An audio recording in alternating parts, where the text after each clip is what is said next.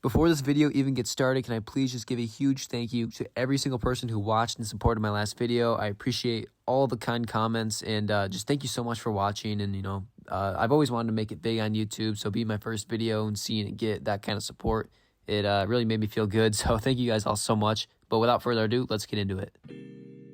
What's going on, everyone, and welcome back to another video. Today, we are going to be taking a look at the top 6 corners in the 2023 NFL Draft. The 2023 NFL Draft contains quite a few guys that are going to end up probably being first-round picks and end up being stars in the NFL as well.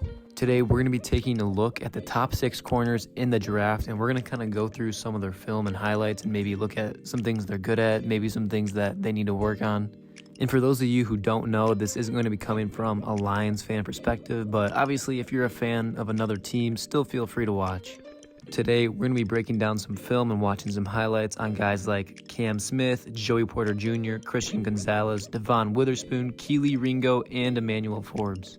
I basically went through some mock drafts and just looked at who was expected to be a first-round pick, and basically all 6 of these guys showed up in at least one. Emmanuel Forbes is really the only one that probably will end up being a second-rounder.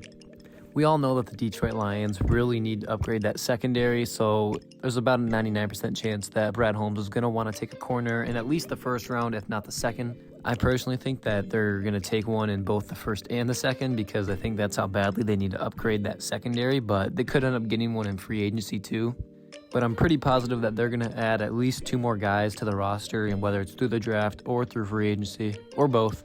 But today we're just going to kind of go through some game film rather than watching highlights, but we're still going to look at some of their highlights so we can kind of look at the good. But I also want to watch, just their regular film so we can kind of look at things they need to work on.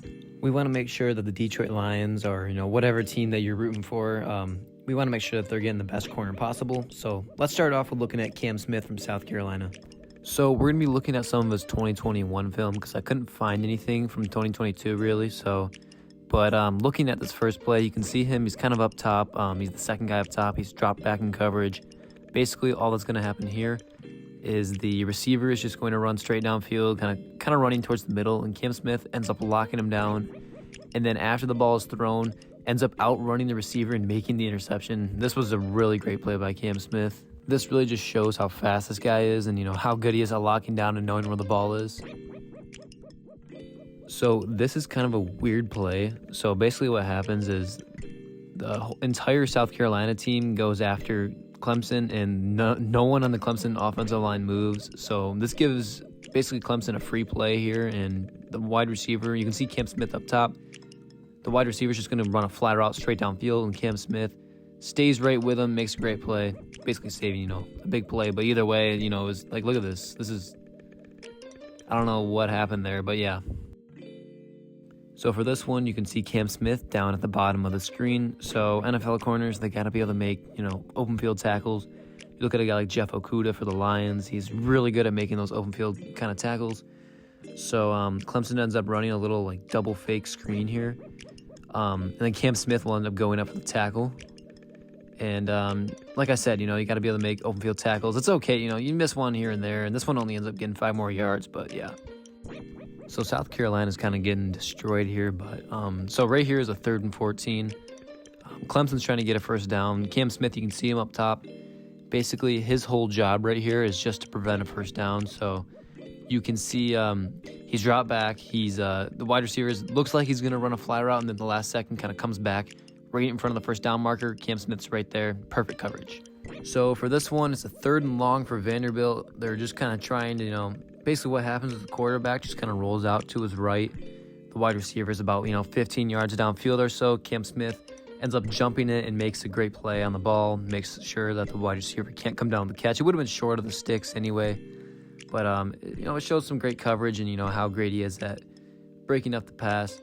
So you can see, drops back, quarterback rolls out on the run, makes a nice throw, but yeah, great coverage by Cam Smith. So South Carolina is somehow losing to Vanderbilt at home right now. So they're going to need a huge play here defensively, 3rd and 7. It's Cam Smith, you can see him up top. He's just dropped back, right in front of the first down marker, just trying to make sure that this wide receiver cannot get a first down. They know it's going to be a pass. So, and this is one of my favorite Cam Smith plays. He makes a great play here. So watch, he drops back, Wide receiver makes a nice catch. Oh, gets him just short and then ends up knocking the ball out. I think they ended up ruling it a fumble as well. Yeah, they did. But yeah, huge play here. Vanderbilt ended up recovering, but man, it was a huge play to make sure that he got short of the sticks and then pinned him back, a little bit deeper. So right here, this is probably the last film that we have for Cam Smith. We might show highlights later. I'm not really sure, but basically what happens here is the running back's going to get it on a little pitch. Cam Smith makes a great hit, which makes the running back fall over. The only issue is he doesn't wrap up completely, which he probably would have got him down to the line of scrimmage, but ends up making a great tackle and saves the first down. So next up, we have Joey Porter Jr. out of Penn State. A lot of people are really high on this guy, and some people even say he might be the best corner in the class. Personally, I don't really buy into the hype. I can't really see it with him. There's a lot to like about him, He's got great size. Let's give him that. He's got, pretty good athleticism. He's really long and lengthy. He's tall. He's pretty big for a corner. He's a really good tackler as well, but he's got a couple of issues. He seems like he gets a lot of penalties. He seems like he's going to be, a penalty-prone guy. He seems like he can't, switch. Whenever he needs to, switch directions or something like that, it just doesn't really seem like he's good at, being able to, turn his hips and flip his hips around and stuff like that. You might notice it here and there, but I don't know. You think what you want about him. Personally, I think he's going to be good in the NFL, but let's take a look at this first clip. It's just going to be a quick, 5-yard slant, I think, from Charlie Jones. Charlie Jones is one of the best receivers in the Big Ten, if you didn't know, but yeah, so not much to see here. It really wasn't horrible coverage. He really just kind of gets, outran by Charlie Jones. That's it. So this is a really nice play from Joey Porter Jr., probably one of my favorites from, just watching some of his film. He's up on Charlie Jones up top there. He ends up making a really nice jump on the ball. Aiden O'Connell throws it, I think, to the guy just below Charlie Jones. And Joey Porter Jr. is going to end up making a nice jump. Nearly gets an interception, but it ends up going Purdue's way. Yeah, right here. You can see he's right there for the interception, the big play, and then the wide receiver ends up coming down with it. It was really a nice play. I mean, you look at it, he makes the right move, sees it, reads it, just couldn't quite come down with the ball. But great play by Joey Porter Jr. either way. He's going to pick that 9 out of 10 times. So it was a good play by him, though. So you can see Joey Porter Jr. up top here, and watch the offensive line on this play. I don't know what the hell happens here. There ends up being a flag called later on, but I don't know. I don't know. I think it was on the offensive line. If you watch them, it's so weird. But either way, looking at Joey Porter Jr., ends up making a nice little pass breakup right here, and the wide receiver is going to kind of cut towards the middle of the field. Joey Porter Jr. is going to be right there and ends up making a nice play on the ball. Yeah, look at the offensive line. What the hell were they doing? So another one covering Charlie Jones. This one's going to go right into the end zone. And this is kind of what I talked about earlier. He's really physical and he makes a lot of contact. Sometimes it can be during times when you really should not be making contact, especially on big plays where you need to show up on defense. But for right here, he's got really good coverage. He's with Charlie Jones, but he ends up kind of holding his arm down when he goes up for the catch, which is going to get called for a flag every time. It looked like good coverage at first, but yeah, they're going to show the replay. You can clearly see that, he was holding his arm down. You can even kind of grab his jersey right here. So, yeah, it's just, that's definitely a pass interference. It's going to get called. So, once again, on Charlie Jones, you can see Joey Porter Jr. up at the top of the screen. Basically what happens here, Charlie Jones is just going to kind of go out on a fly route, and Joey Porter Jr. makes a really nice play. It's a little underthrown from Aiden O'Connell, but either way, Joey Porter Jr. ends up making a really nice play, bats the ball away, prevents a big play. And yeah, that was really nice coverage by Joey Porter Jr. there. So this ends up being a really nice play from Joey Porter Jr. as well. So you can see him up at the top of the screen. All that's going to happen here is the wide receiver is going to run a nice slant right towards that first down marker in the middle of the field. Aiden O'Connell actually makes a really nice throw, but right here, Joey Porter Jr., he hasn't really been very good on the slant routes. He seems to get beat a lot, but right here, he shows that makeup speed and that just physicalness to him that allows him to just be able to bat the ball down. You can see right here, beautiful makeup speed, makes the nice play. This is a really nice play by Joey Porter Jr. And I can see he stayed with the guy pretty much the whole time. So that's a really nice play. Joey Porter Jr. back at the top of the screen again. Right here ends up being a nice play once again by Joey Porter Jr. It's 2nd and 25, towards the end of the game, so defense needs a big play. Ends up being around maybe a 10-yard throw or so, but Joey Porter Jr. stays locked on. He is a little close to him, kind of, right there, as you can see, but doesn't get called for a flag due to the fact that he's not really holding the guy down for making the catch. They're both using their hands on each other, so that's a good no call and great play. Next up, we'll be taking a look at Christian Gonzalez out of Oregon University. So I tried finding actual game film for this guy, and there just wasn't anything out there. So I just found like a highlight video from California Highlights. Shout out to them.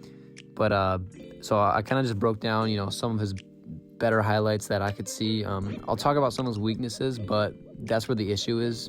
Even if you look at what NFL scouts have to say about this guy, there's just no weaknesses to him. He is one of the best all-around corners I think I've seen. Not only can he do man coverage, but he's really good in zone coverage. Anything that the NFL scouts had to say that was negative, like one of the things they said, he was like above average at something. I forget what it was, but like you're going to say him being above average at something is negative. Like, I mean, there's so much to like about this dude. Starting off with this first clip, you can see him up top there. So this is actually against his former team, Colorado. And he shows off that perfect coverage skill that he has, makes the interception, breaks the tackle, and what do you know, he's going to take it back to the house. This guy has got blazing speed, he's got great ball skills, everything that you'd want in a corner. Not only is he fast, but this guy has the size to go with it, making him even more valuable of a pick. But yeah, this guy's definitely one of my favorite guys. Between him, Cam Smith, and Witherspoon, definitely up there. So like I said before, there's really no negatives to this guy. There's nothing that he really has to improve immediately. Everything he's just really good at. There's nothing he's insane at other than, maybe I think coverage-wise, like man coverage, I think he's one of the best I've seen. If you want to look at this play as a negative, I guess you could, because basically what happens, you can see him up top there. This is against Dorian Thompson-Robinson, who, if you didn't know, he's definitely one of the quarterbacks that I'm higher on. Obviously, if we were to get him, it would be more of like a later, 4th, 5th, 6th round pick, but definitely one of my, more likable quarterbacks in this draft. But going up against the top 10 UCLA team, Oregon's going to need a big play here, up by 7 in the second quarter. And goes up for the interception right here, and it was actually a really good job by the wide receiver there to knock that ball away. But again, showing that perfect coverage and able to track down the ball, and 9 out of 10 times he's probably going to pick that. And as you can see, step for step with the receiver the whole way, looks, finds the ball, and goes up to make the play. That's just perfect job by a great cornerback. By the way, since I couldn't really find any actual game film, I think I only have 5 clips from Gonzalez, whereas, for Smith and Porter Jr., I think I had 9. I also don't want this to be a half an hour video, so I'm going to try and keep the clips down a little bit more, but, so just looking at this one right here, the wide receiver, this is against a good BYU team. A lot of people picked BYU to win this game. I remember watching this, and Oregon ended up winning this big, but looking at Gonzalez up top, this is a 3rd and 10. The receiver's going to end up running a couple yards out, and he's going to cut straight towards the middle of the field on a slant. So this one really shows that makeup speed that Gonzalez has. You can see right there, just, immediately sees the slant, and then he runs up, makes the play. And if you want to bring up discipline, this guy's got it. He does not really get much flags. He barely got flagged really all year, actually. So this clip right here really showcases Gonzalez's strength. He looks like maybe a little bit of a smaller guy, but this guy is really strong. This is actually one of his better clips, especially for tackling and hitting. So this is another one against UCLA. You can see him down at the bottom of the screen. He's going to be on that wide receiver. So if you look at the bottom of UCLA's offensive line, you can see that there's a tight end right there. And what ends up happening is that the tight end runs out about 2-3 yards or so, and then he cuts towards the sideline that Gonzalez is at. So Gonzalez, being the great corner that he is, he's on his guy, he's playing man coverage. But as that tight end sneaks out, he realizes it. There's no one out on him. So the quarterback's looking at the tight end. Gonzalez sees this.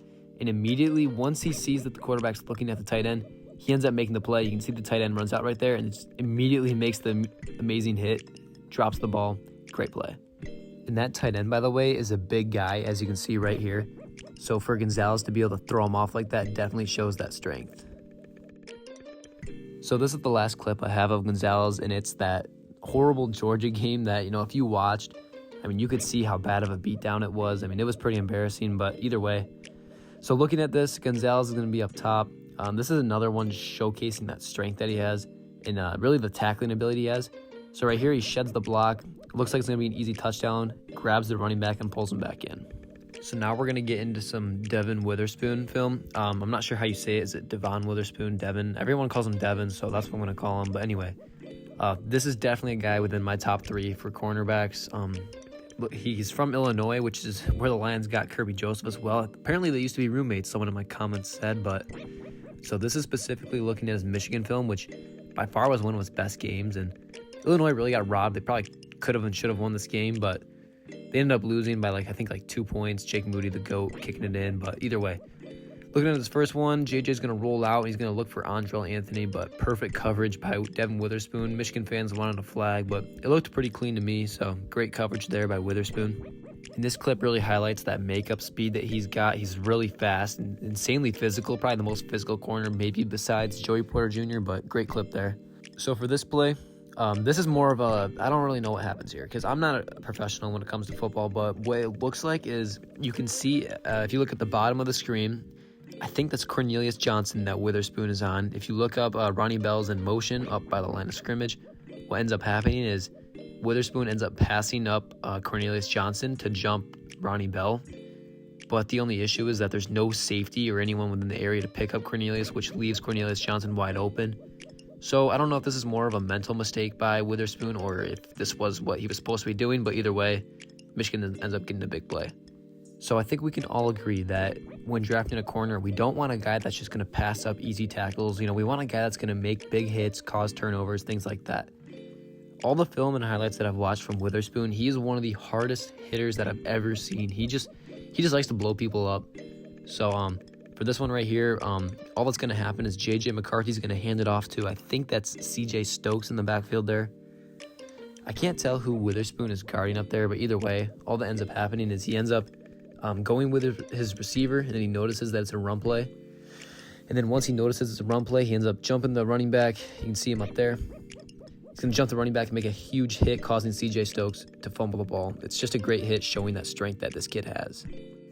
So this play is something you don't really see from corners, especially in college. Here and there, I guess you'll see it, but from all the guys that I've watched and the ones that I'm looking at specifically, I haven't really seen this from anyone. So what ends up happening here is it's just going to be a simple run play. Again, I think it's C.J. Stokes in the backfield. I think this is the game that Corum ended up getting hurt in, I think. Yeah, because this is towards the end of the year.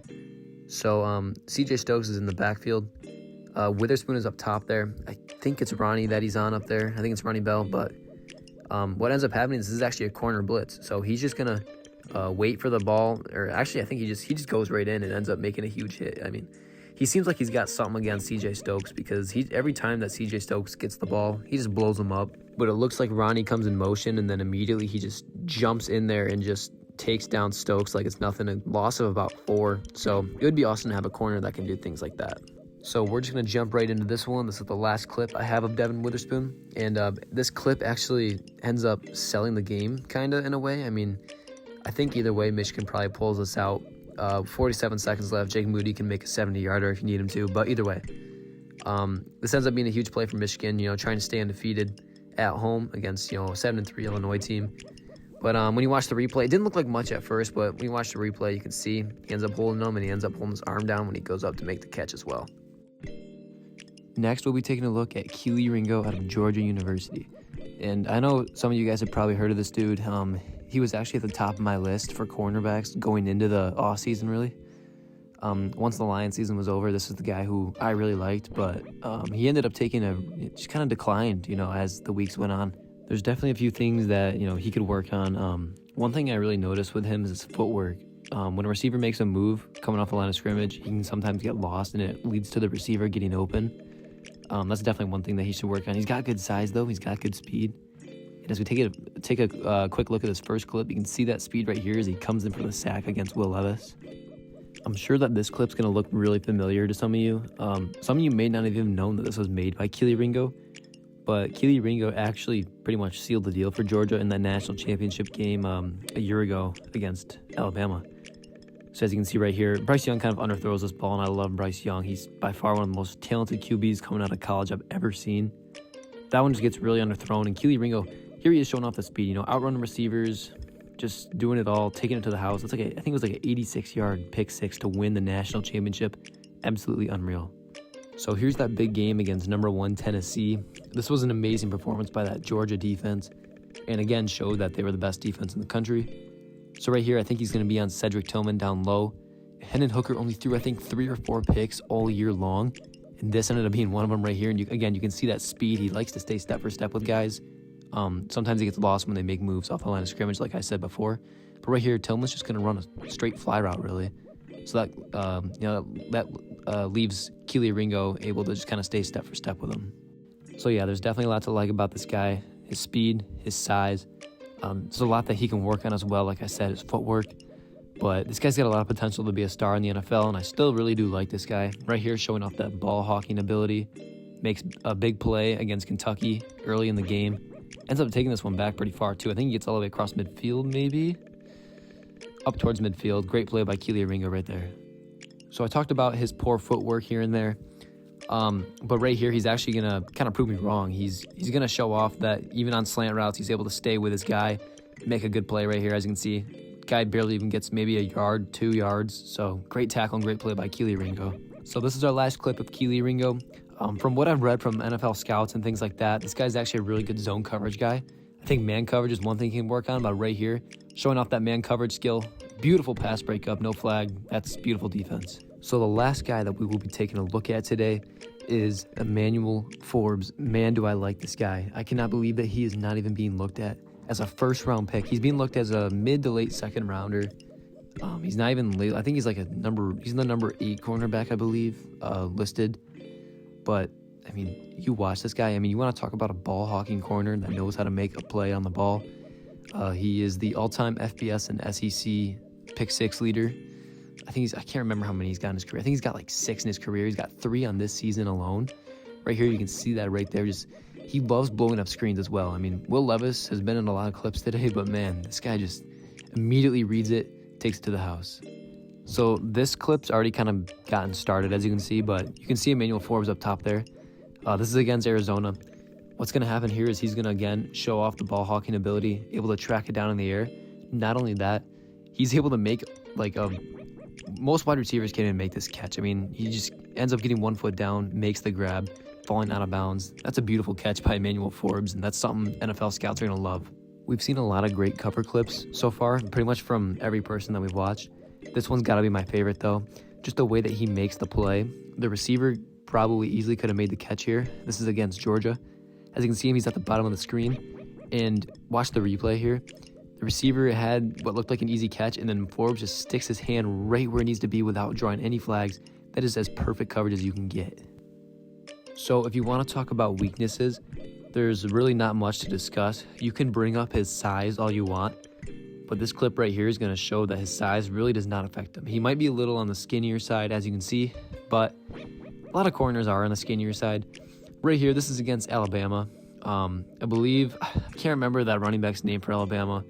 It's not Jahmyr Gibbs. It might be McClellan, but right here, he ends up making a nice hit, showing that tackling ability. So he is a good tackler. The size will not affect him there, and that is not McClellan, my bad. Like I brought up earlier, this guy does not like screenplays. Anytime anyone throws a screen, he's blowing it up. When I watched his highlights and a lot of his film, that's really what he was doing most of the time. Not most of the time, but a lot of the time. He's just blowing up screens, as you can see right here. Just not even going to give that a chance. It was a little low of a pass, but the guy saw Forbes coming and just dropped the ball. Our last clip of the day, this is going to be against Texas A&M back when they were actually ranked. Wow, that's a rare sight to see. But looking at this clip, like I said, last clip, Emmanuel Forbes is going to be up top. Again, showing that he's able to just be a really good cover guy. Just sticks to that guy like glue and just makes a great play. Bats the ball down, great play. So that's going to be where we're going to end off today's video. Thank you guys so much again for watching. And like I said at the beginning of the video, thank you so much for all the support on my first video that I released, the mock draft that I had, all the likes, the comments, subscribers that I got, all just from one video. It was really nice to see. I've always wanted to have, a good YouTube channel. I'm kind of just doing this for fun, but it's always been a dream of mine. So again, thank you guys so much for watching, and please feel free to leave any comments, and thanks for watching. See you in the next video.